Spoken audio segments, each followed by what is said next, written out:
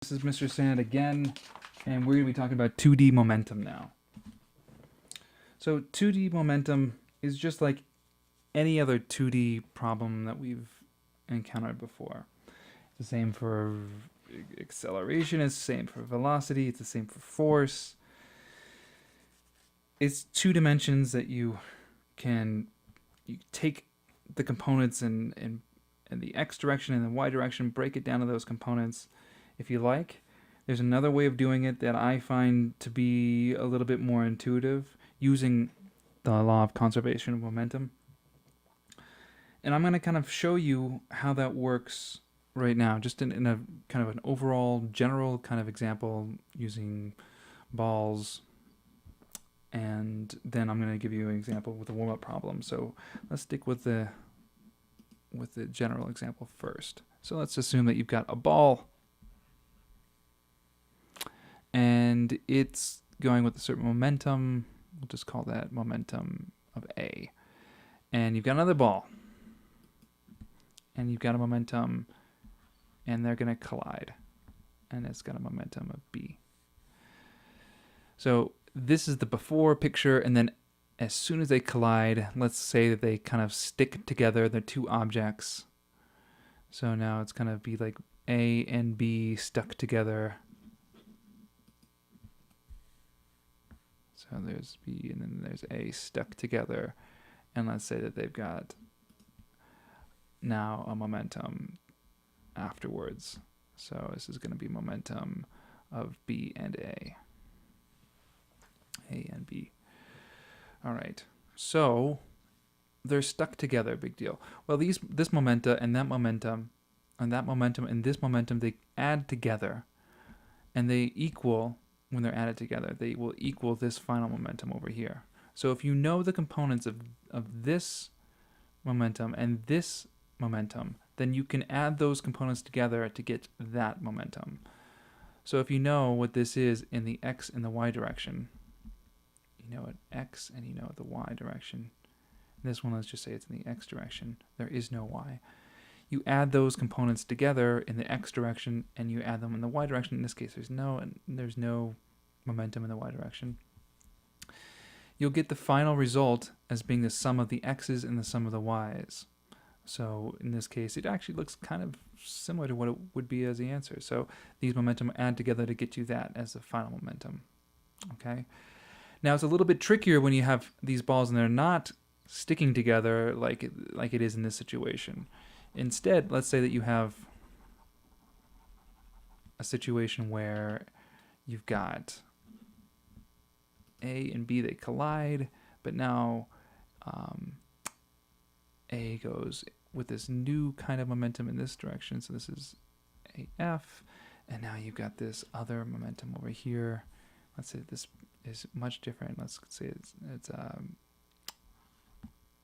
they're separate from each other and it's an elastic collision. So this is now PBF. Well, in these kinds of problems, what often happens is that you're given one of these, let's say you're given this one over here, that you're given like the components of it. So that means that you'd be given like the angle right here. So in that case, you can find its components in the x and the y direction, and you'd also be given the magnitude of it. So you'd be given this, you'd be given this, and you'd be given that, and you'd have to find this. And you can do that because these added together should be the same as these two added together, right? So if you add up all the x's and the y's over here, it should equal all the x's and the y's over here. So these problems would always work out that way. Let's do a problem right now, a warm-up problem. Number 1. We've got two cars going together, they collide and they stick together. So it's a inelastic collision. Okay, so let's do this. Let's get another page. Open, right. Okay. So I'm going to draw a little diagram of what they're like before. Their vectors right before they collide. So we have one car going in this direction just before they collide, going Okay, so I'm doing the east one first. That's okay. So there's one that has a vector that is this many kilograms times the velocity, which is 11 meters per second. Okay, and then you've got another car. It's going this way. They collide. It's going north, absolutely north.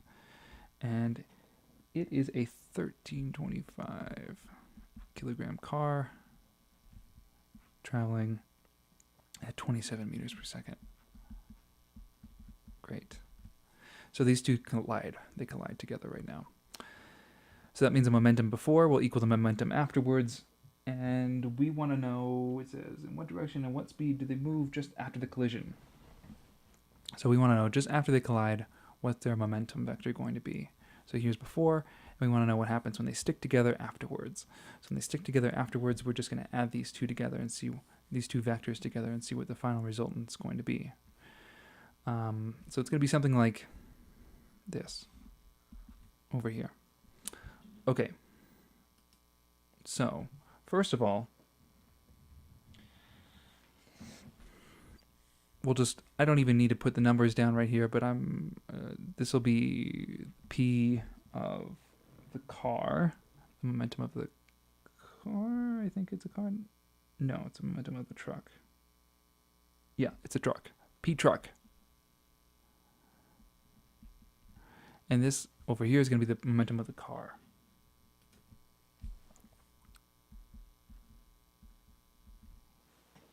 Okay. Right.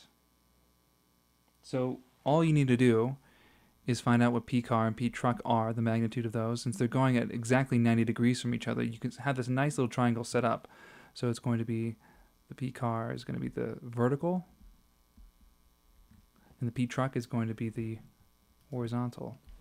And they're exactly 90 degrees from each other, so it's going to set up very nicely for you. P truck. They're 90 degrees from each other. So we know what the magnitude of this is going to be. It's going to be simply P truck squared plus P car squared, and the entire thing square root. That'll give us the magnitude of this over here. That'll be the resultant. I'll call that P resultant.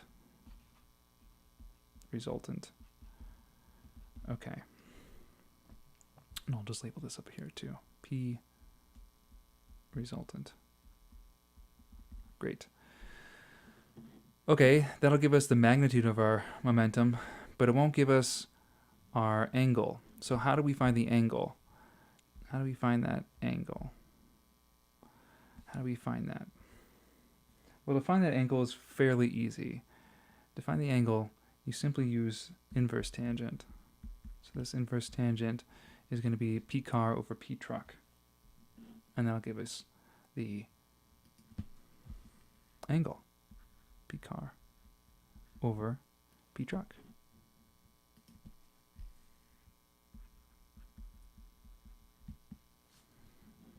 And that'll give us our angle.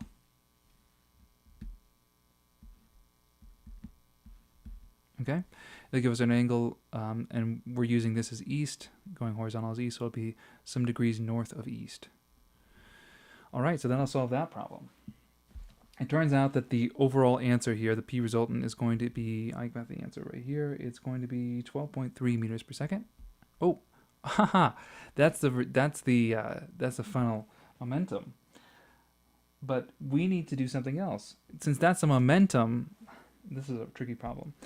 So since that's a momentum, it asks us for the speed. So this is not the speed right here. That's a common mistake, and I almost made that mistake. It's not the speed. This is the momentum. So to find the velocity of the momentum, remember what the momentum equation is. Right, it's that.